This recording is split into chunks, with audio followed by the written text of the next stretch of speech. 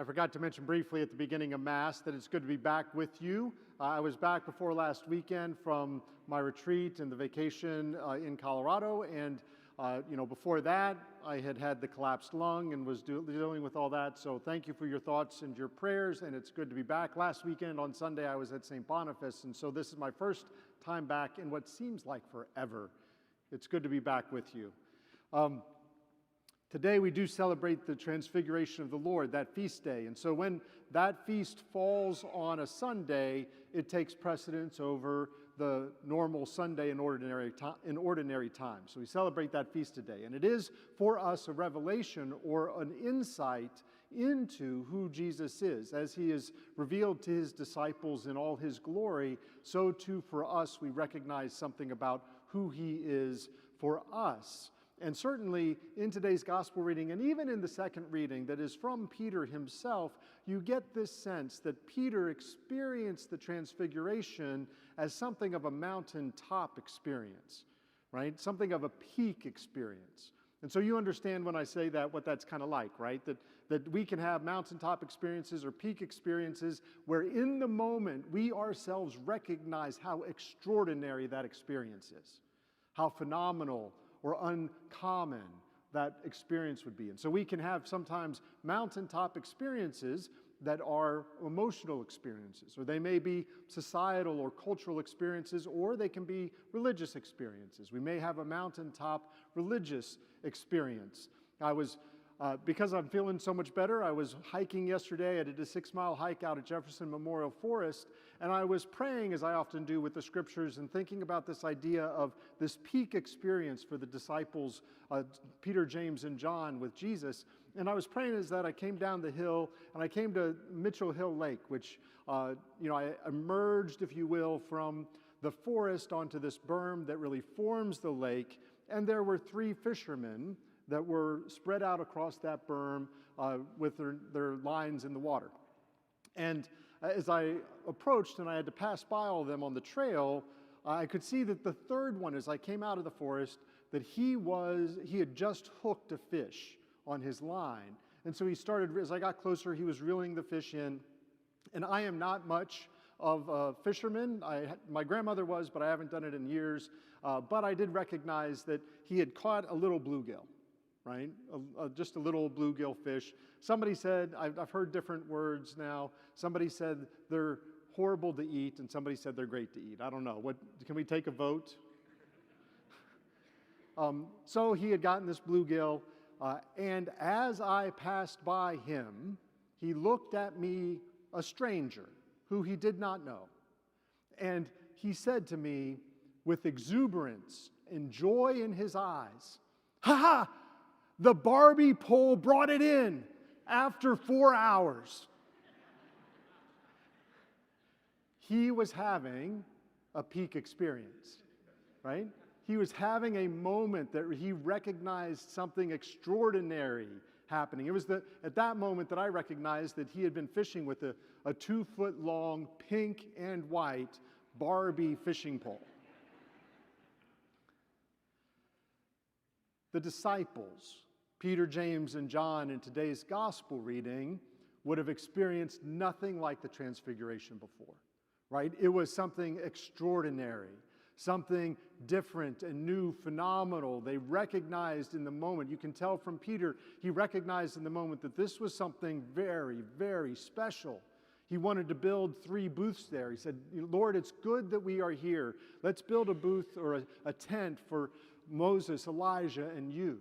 He kind of wanted to bottle up that experience, right? And we know that they couldn't do that, right? They couldn't stay in that moment, that they had to kind of come down. But Jesus, this revelation of Jesus as the Son of Man in his glory would have been something that he would have expected or that he would have set up with the expectation when he took the name out of the first reading from Daniel, when he took the name Son of Man, when he referred to himself as the Son of Man, that was charged in the culture, that there were expectations of an everlasting dominion, of a kingship and rulership over all the nations of the world. And so people would have had that expectation of the Son of Man. And when Jesus applied it to himself, the son of a carpenter from Nazareth, there might have been some disconnect, right? There might have been some doubt in the disciples' faith.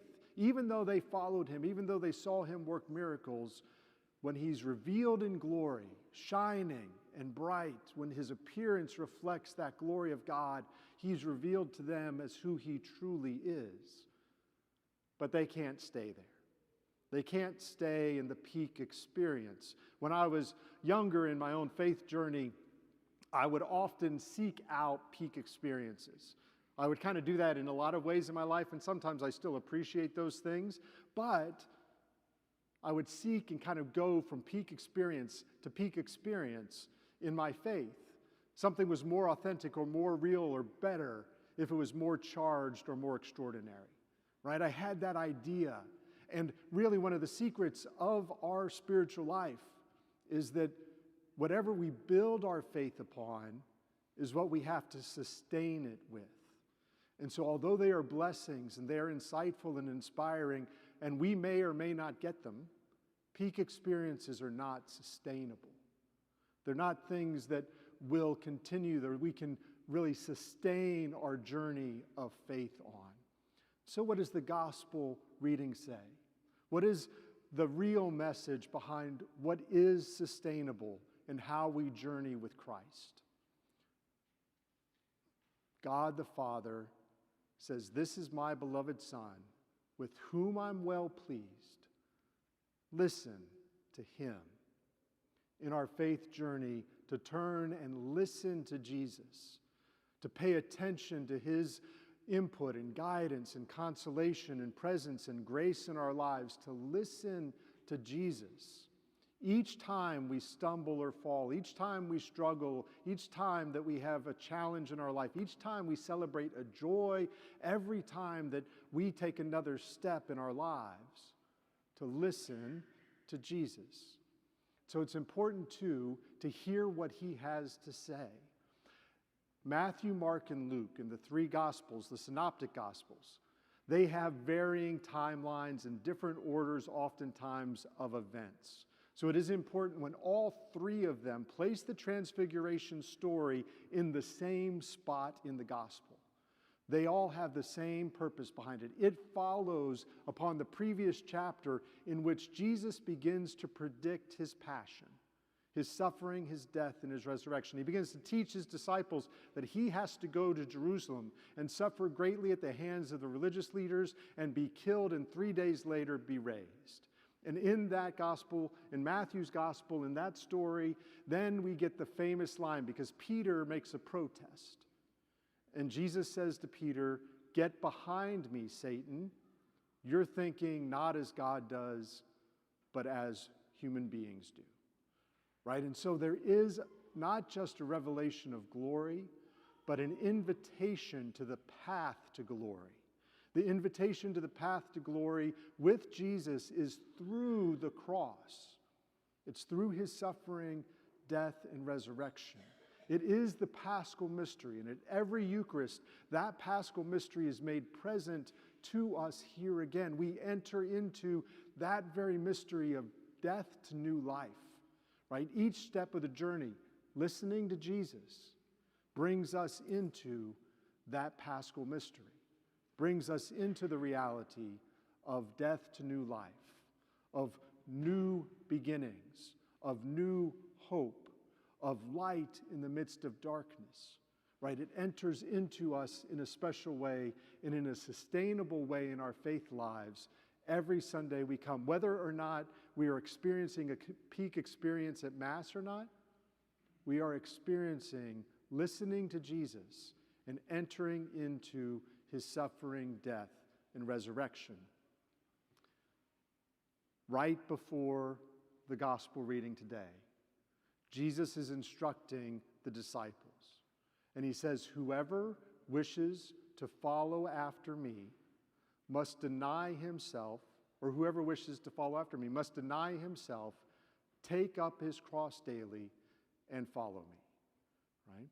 There is an element of the spiritual life in our journey where we have to lay down our lives to find them, where we have to enter into the cross of Christ, where we have to take up our own crosses and follow Jesus Christ.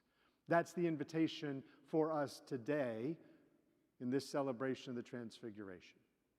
It's the invitation not just to view the peak experience of the glory of God in the face of Jesus Christ, but to enter into the path to that glory, to walk with Jesus into his paschal mystery, into his suffering, death, and resurrection, so that then he may give us himself, that he may give us his very life.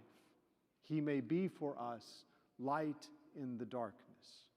May this Eucharist be a time for us to listen to him and to follow where he has gone before us.